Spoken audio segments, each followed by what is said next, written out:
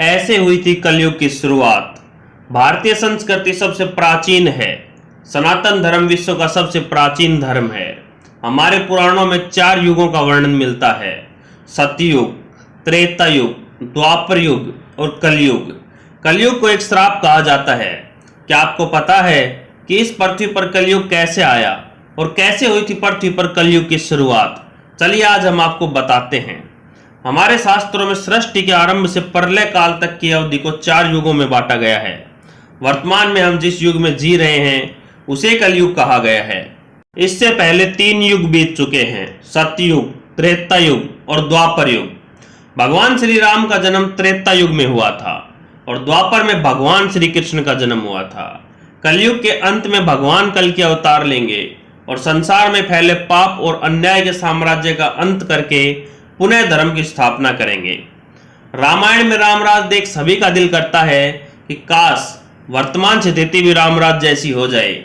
क्या हम सब ने कभी इस बात पर ध्यान दिया कि ऐसे क्या कारण रहे होंगे जिसके चलते कलयुग को धरती पर आना पड़ा? महान गणितज्ञ आर्यभट्ट ने अपनी पुस्तक आर्यभट्टियम में इस बात का उल्लेख किया है कि जब वह 23 वर्ष के थे तब कलयुग का 36वां वर्ष चल रहा था।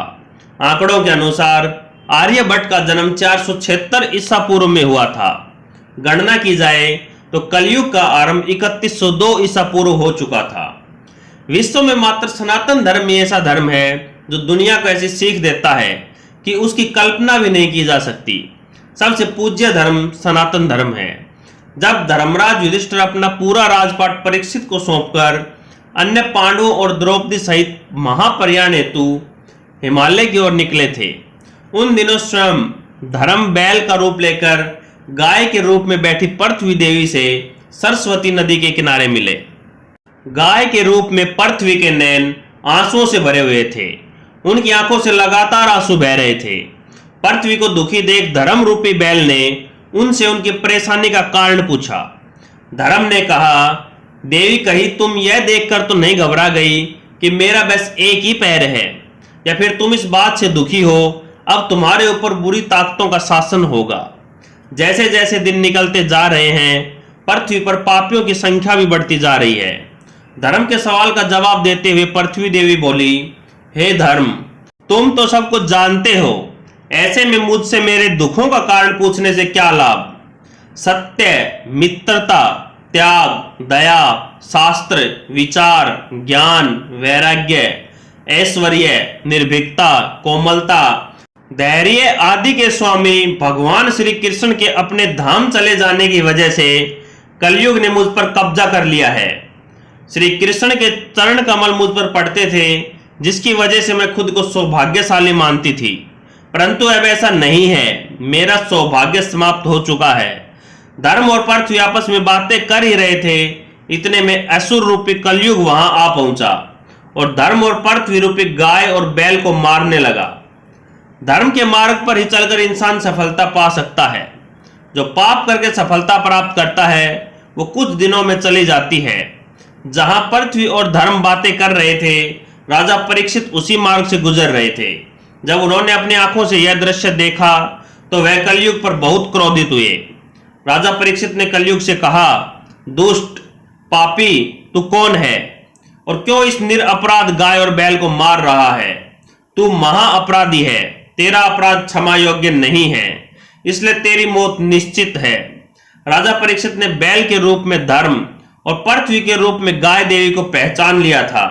हर पापी का विनाश करने के लिए ईश्वर ने किसी धर्म युक्त इंसान को बनाया है। इंसान अपनी अकड़ में सब कुछ गंवा देता है। जब राजा परीक्षित ने उन्हें पहचाना तो उन्होंने कहा कि हे धर्म, सतयुग में आपके तप, पवित्रता, दया और सत्य यह 4 चरण थे। त्रेता युग में 3 चरण ही रह गए। द्वापर युग में 2 ही चरण रह गए और अब इस दुष्ट कलयुग के कारण आपका एक ही चरण रह गया। पृथ्वी देवी इस बात से दुखी है। इतना कहते हुए राजा परीक्षित ने अपनी तलवार निकाली और कलयुग को मारने के लिए आगे बढ़े। राजा परीक्षित का क्रोध देखकर कलयुग थर-थर कांपने लगा। कलयुग अपनी राजसी वेशभूषा को उतारकर राजा परीक्षित के चरणों में गिर गया और क्षमा याचना करने लगा। बहुत से लोग कलयुग को मजाक के रूप में मानते हैं। जब कलयुग राजा परीक्षित के पैरों में गिरा तो उन्होंने भी अपने शरण में आए कलयुग को मारना उचित नहीं समझा और उससे कहा कि कलयुग, तुम मेरे शरण में आए हो, इसलिए मैं तुम्हें जीवन दान दे रहा हूं। किंतु अधर्म, पाप, झूठ, चोरी, कपट, दरिद्रता आदि अनेक द्रवों का मूल कारण केवल तू ही है। तू मेरे राज्य से अभी निकल जा और फिर कभी वापस लौट कर नहीं आना। कलयुग ने राजा परीक्षित की बात सुनकर कहा कि पूरी पृथ्वी पर आपका निवास है। पृथ्वी पर ऐसा कोई स्थान नहीं है जहां पर आपका राज नहीं है। ऐसे में मुझे रहने के लिए आप स्थान प्रदान कीजिए। सनातन धर्म में यह रीत सदियों से चली आ रही है कि यदि कोई आपके चरणों में गिर के माफी मांगे तो आप सामने वाले को माफ कर देते हैं। कलयुग के यह कहने पर राजा परीक्षित ने काफी सोच विचार कर कहा, असत्य, मद, काम और क्रोध का निवास जहां भी होता है, इन 4 स्थानों पर तुम रह सकते हो। परंतु इस पर कलयुग बोला, हे राजन, यह 4 स्थान मेरे रहने के लिए अपर्याप्त हैं, मुझे अन्य जगह भी प्रदान कीजिए। इस पर राजा परीक्षित ने कलयुग को रहने के लिए सोने के रूप में 5वां स्थान दिया। कलयुग इन स्थानों के मिल जाने पर प्रत्यक्ष रूप में वहां से चला गया, किंतु कुछ दूर जाने के बाद अदृश्य रूप में वापस आकर राजा परीक्षित के सोने के मुकुट में निवास करने लगा। और फिर इसी तरह से कलयुग का आगमन धरती पर हुआ। भाई भाई का दुश्मन, जमीन जायदाद के लिए खून खराबा, यह कलयुग का असली चेहरा है। मार्कंडेय पुराण में वर्णन मिलता है कि कलयुग के शासक मनमाने ढंग से जनता पर राज करेंगे, मनचाहे ढंग से उनसे लगान वसूल करेंगे। शासक अपने राज्य में धर्म की जगह डर और भय का प्रचार करेंगे। बड़ी संख्या में पलायन शुरू हो जाएगा। लोग सस्ते चीजों की तलाश में अपने घरों को छोड़कर जाने के लिए मजबूर हो जाएंगे। धर्म को नजरअंदाज किया जाएगा। लालच, झूठ और कपट सबके दिमाग के ऊपर हावी रहेगा। लोग बिना किसी पश्चाताप के हत्यारा बनकर लोगों की हत्या भी करेंगे। इंसान अपनी सोच से सब कुछ प्राप्त कर सकता है, लेकिन कलयुग में इंसान की जो सोच है वह बस लालच और वासना से पूर्ण है। लोग बहुत जल्दी कसम खाएंगे और उसे तोड़ भी देंगे।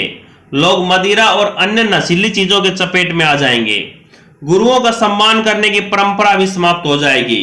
ब्राह्मण ज्ञानी नहीं रहेंगे। क्षत्रियों का साहस खत्म हो जाएगा और वैश्य अपने व्यापार में ईमानदार नहीं रह पाएंगे। यह सभी बातें हमारी रोजमर्रा की जिंदगी में आम सी लगती हैं।